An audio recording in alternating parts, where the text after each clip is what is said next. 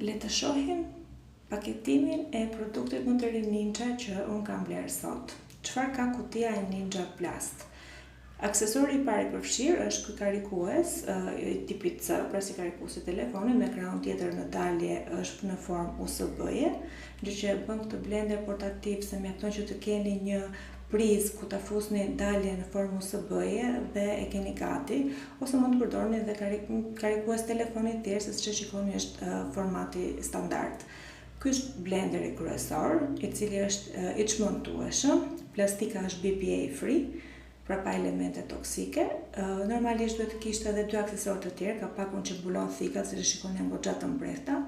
Duhet të kishte një aksesor tjetër që është kapaku i gotës, e cili e kthen këtë në gotë të transportueshme, por megjithatë ky model nuk e ka, se prap nuk është në një anë negative, se mund të bëjmë të patë, duke qenë se ky blender nuk është aq i rëndë në dorë.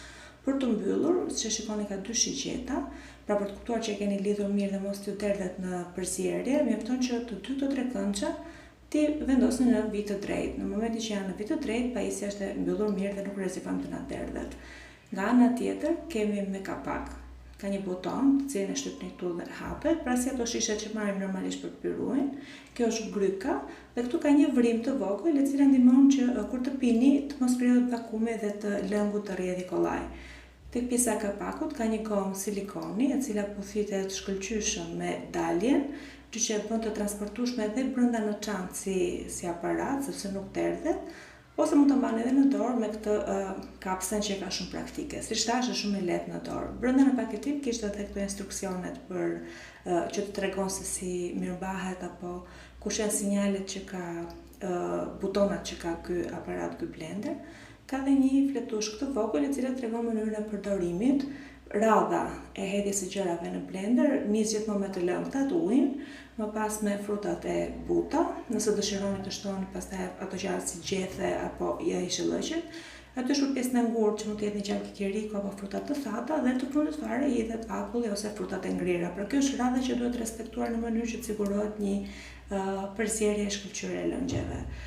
Ka dy butona gjithsej, butoni i ndezjes dhe butoni start-stop, ai që e bën të punojë blenderin. Në momentin që ne ndesim, fillon pulson. Normalisht do të ishte një ngjyrë lejla kur bateria është e karikuar, dhe në momentin që stopon, pra bëhet e gjitha e ndriçuar, aparati është gati për ta ndezur. E provojmë, thikat rrotullohen shumë shpejt dhe janë goxha të fuqishme.